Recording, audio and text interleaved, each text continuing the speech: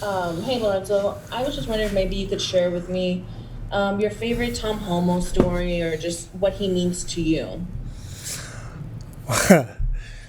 My my favorite Tom Homo story was in 2017 fall camp. He talked to us as a team, and the story was interesting. I'm gonna just leave it at that. But that was the first time actually I was introduced to Tom Homo because I was a freshman. But that story was that's probably like a an in-house story that everybody who's here knows about it. So I'm gonna just leave it at that. And what just makes him so lovable to the community, to the fan base, to the players? Just what makes Tom Homo who he is? I He really cares about the players, and it's not just football. With all the sports here, he really cares about all of us, and he really puts us first. And he thinks about things that we need to do or what we need, and I think that's what makes him more lovable. He actually he participates in all of the sporting events. He Halloween he dresses up as a different character and he goes all out, and it just sets the tone for everybody here, especially in the athletic department. Hey Jared and then Jay.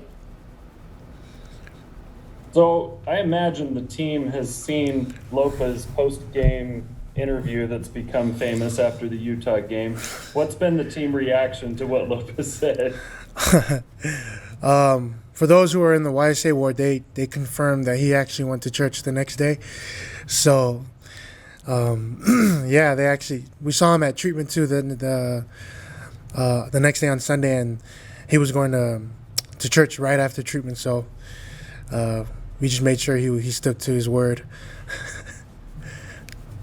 I want to ask about that just a little bit because it's such a big win. Just the idea is, you get to celebrate all of Sunday, and a lot of teams work a lot on Sunday, do a lot of work, and that's not BYU's way. Do you view that as a positive? Does that help you guys that Sunday's treated differently? I think it is. I mean, the coaches always talk about a life of balance, especially Kalani and Tuyaki. For me, on the defensive side, they always um, emphasize a life of balance and how we need to be with our families on Sunday. He always talks about when we win or when we lose that we always be with our families after the game. Sundays, we go to church and we worship our Heavenly Father, and we still come in. We still come into BYU and on campus to get treatment for our bumps and bruises from the game. So it's kind of like a work day, but it's not. We're coming in and taking care of our bodies and making sure that it's right for the next week. And we also get to take a day off and worship and get away from football for a little bit and just be with our families.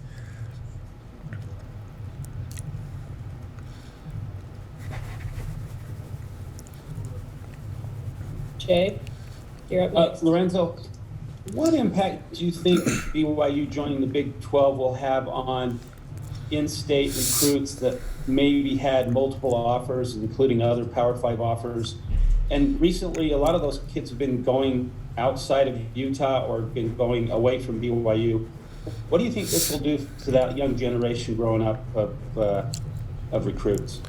I think it'll be big for us, especially for the recruits. Being in a big Power 5, it shows that we can hang in there with the big dogs and actually show that we are a P5 school. Even when we were independent, we try to emphasize that we worked as a P5 school. Our system was going through as a P5 school. So I think being officially named as a Big 12 school could help out a lot and show the recruits that we are a big time school and that we can hang in with everybody else in the conference. Thanks. All right, let's go Mitch and then Jake. Yeah, so what will you and maybe other upperclassmen do to ensure that your teammates are showing that razor sharp focus that Kalani alluded to earlier for this week like you did against Utah? I think it's just the same mindset that we did going into Utah. Transfers over to this week. We emphasize that we're taking it week by week, one game at a time, and that as long as we do our small and simple things as a team and individually, I think our sharpness and our focus will be the exact same or even increased for this week's game.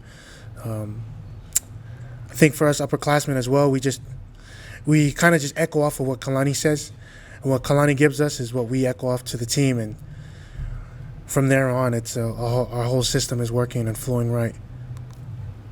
A couple of years ago, I remember there was a former player, it was one of your teammates, who said he felt like you guys played better on the road than you do at home. But as of late, the last couple of years, you guys have been great at home. What do you feel has been the biggest change now compared to maybe early in your career at BYU on the home games? I think it's just I would say it's just a different mindset going into it, from just the belief of Kalani to the players to the fan base and everything that we've been putting out. Being at home has been definitely, especially from last week, has been definitely like we feel comfortable. Even in away games, we feel comfortable. The fan base, yeah, that's all I can think about right now. Lorenzo, you guys have been very effective in getting after the quarterback this year so far through 2 games. Is there something special you guys are doing, or is it just finally it's coming together? All praises to Tuyaki. The game plan that we had, as players, we just executed correctly, and we trusted in the game plan that we had and the plays that we're going into and the calls that were being made. We never questioned once of why we were calling this, we're calling that. We kind of just executed whatever Tuyaki called, and it works. Pressure on the QB, it works. Blitzes, everything that we've been doing, it's just trusting in each other and trusting in what we're supposed to do as a team.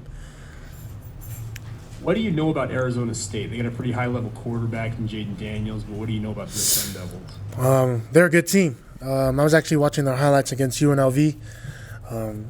They're a pretty good team, and they got a good quarterback.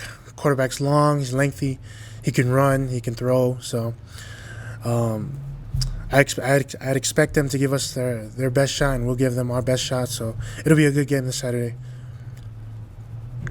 All right, last 2 questions, Shep and then Sean.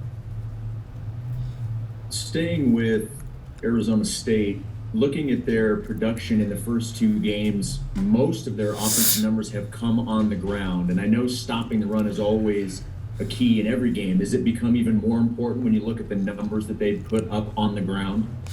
Yeah, I mean, it'd probably just be the same that how we prepared for every week and every team is stopping the run, of course, especially for me and the defensive line. Stopping the run has always been an emphasis every week, but this week we'll take it as we prepared for the past 2 weeks, and we'll do our best to stop the run and to cover our best in just all phases of the game on defense.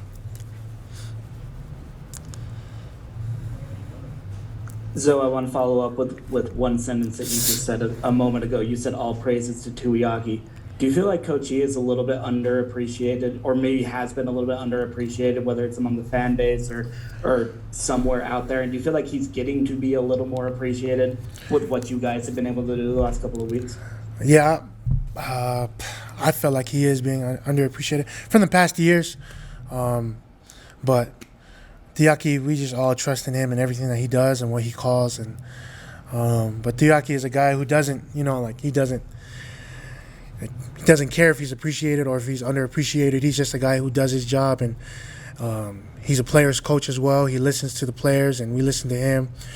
And our system has been working, and our whole defensive side, we all trust in Tuyaki and the rest of our coaches. All right, thanks, Zoe. Thank you, guys. Have a good one.